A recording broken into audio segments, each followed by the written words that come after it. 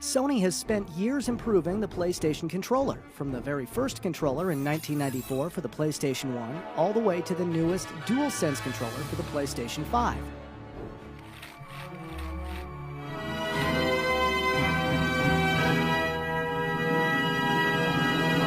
This is the evolution of PlayStation controllers.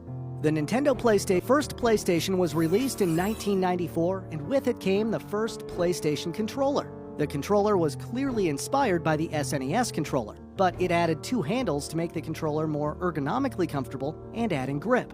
The buttons were largely the same, except that two shoulder buttons were added to give players more options. This was extremely important since PlayStation focused on 3D games. These games required more buttons to navigate through the 3D environments compared to the flat surface of the 2D games that Nintendo was focusing on. Ken Kutaragi, former chairman and CEO of Sony Computer Entertainment, said that designing the controller took just as long as creating the console. They wanted to make sure that the controller was comfortable and not too heavy in any situation. This included them lying on the floor while gaming. PlayStation also introduced the iconic square, triangle, circle, and cross symbols on the face buttons. These symbols actually have a meaning. The triangle refers to a viewpoint and the direction a player is headed. The square button indicates a piece of paper which references the game's menu, while it became a PlayStation trademark which became incorporated heavily into the PlayStation brand. The increasing popularity of 3D games led to Sony exploring new ways to give users more freedom over their movements in 3D environments. That's why Sony created the revolutionary dual analog control. It added two analog sticks, which has to be one of the best features ever added to a PlayStation controller. With the release of the new controller came two analog-capable titles. These were Tobal 2 and Bushido Blade. At the time, though, these analog sticks were seen as odd, and Sony added a button that would allow the user to turn off the analog functionality. The dual analog controller to legally block the controller outside of Japan due to similarities with the Rumble Pack in the Nintendo 64's controller. However, a Nintendo spokesman denied it and stated that Sony only wanted to keep the price of the controller down by removing the Rumble support.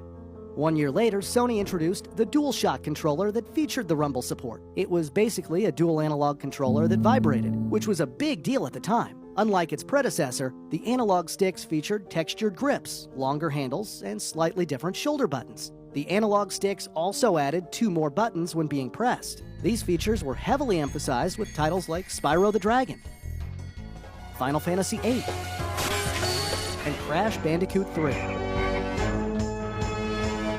Due to the success of the DualShock controller, it became the default controller for the PlayStation. Fun fact, the DualShock controller received an Emmy Award for peripheral development and technological impact of video game controllers. In 2000, the PlayStation 2 was released with a new controller, the DualShock 2. The design of the new controller looked very similar to its predecessor. However, the controller was lighter, analog sticks were stiffer, and the original version came in black rather than gray as with the original DualShock. That the controllers looked so similar was exceptional at the time. New consoles were expected to launch with entirely reimagined controllers. If we look at Nintendo, we can see that the SNES had an entirely different controller compared to the Nintendo 64. In 2001, the GameCube was also released, yet again, with a redesigned controller. But the most notable difference was the pressure-sensitive buttons, which gave players the ability to softly press the buttons. This feature could be used in racing games like Gran Turismo. If players press the button softly, the car will go slow, while if they press the button fully, the car will go full throttle. This also applied to driving in the most sold game for the PlayStation 2, Grand Theft Auto San Andreas. But the pressure sensitivity could also be used for shooting and aiming mechanics in Metal Gear Solid 2. For example, when players pressed the button lightly, they hold up the gun without shooting.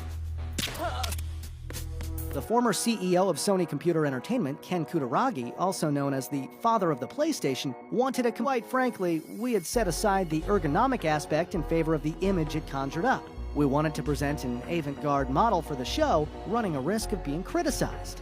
Sony knew that the slightest change could annoy players and decided the risk wasn't worth taking. So they went back to the drawing board and looked at how they could improve the DualShock 2 controller while keeping the layout mostly similar.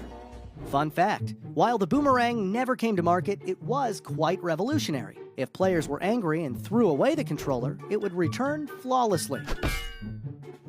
The PlayStation 3 was officially released in 2006, and with it came, of course, a new controller named the 6-axis. Its design is an evolution of the DualShock 2, retaining pressure-sensitive buttons, layout, and basic shape. The most notable change was that it was the first wireless PlayStation controller. It also had other improvements, like the redesigned shoulder triggers, and the pressure sensitivity of the analog sticks was increased. It also didn't have the option to turn analog off, and instead had a button that allows access to the system menu. The name 6-axis refers to the motion sensing technology that was supposed to offer the controller 6 degrees of motion freedom. However, the motion feature was mostly a gimmick. Only a few games used the feature, including Ratchet & Clank, Grand Theft Auto 5, and Journey. Sony continually keeps improving their controllers, similar to what I'm trying to do with these animations on this channel. Please consider becoming a supporter on Patreon so we can make more quality, educative animations. The DualShock 3 replaced the 6-axis as the standard PS3 controller. It features the same design and function feedback capability. The DualShock 3 was originally intended to be bundled with the PlayStation 3 at launch. However, Sony was in the midst of a lawsuit involving patent infringement claimed by Immersion. The legal battle led to a decision. Sony released the 6-axis that, at the time, Nintendo achieved a massive success with the Wii. In fact, the Wii sold way more units than the PlayStation 3 or the Xbox 360. The PlayStation Move was Sony's answer to the Wii. It was a motion game controller released in 2010.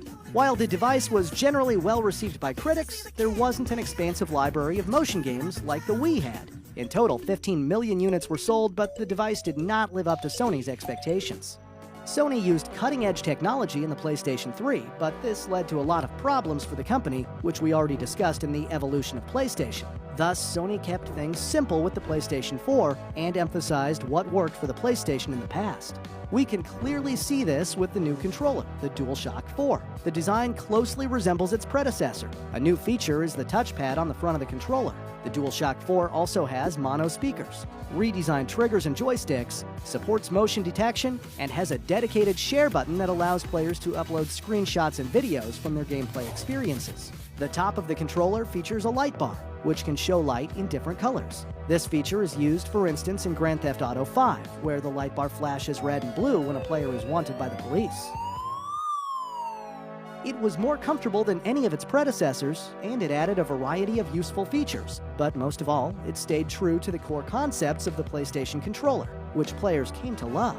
Some players experienced wear issues with the rubber surface on both analog sticks, a version known as the DualShock version 2, which had more durable rubber on the analog sticks, a light bar on the face of the touchpad, and an improved battery life. There were also special PlayStation 4 controllers that allowed for more customization and added features, like the Thrustmaster eSwap Pro controller, Narcon Revolution, Astro C40TR, and the Scuff Vantage controller. These weren't cheap though. For example, the Scuff Vantage controller was sold for a whopping $199. And finally, at the end of 2020, the PlayStation 5 was released. With the PlayStation 5 came an entirely new controller. Sony moved beyond the DualShock line and made the DualSense controller. It features a new design with a two-tone coloring scheme of black and white, rather than just one single color. It also has adaptive triggers, haptic feedback, and a USB-C port for faster charging. Oh, and it has a built-in mic, which is an evolution from people asking, "Anyone have a mic?" to, "I know you have a mic." The new features make a notable difference to its predecessors and continue to provide a great gaming experience. Over the last 27 years, Sony has continually kept innovating their PlayStation controllers, while still keeping core elements that gamers all around the world love. And I'm sure we can expect many more improved PlayStation controllers in the future. I'd love to hear how you think the PlayStation controllers can be improved further. Let us know in the comments.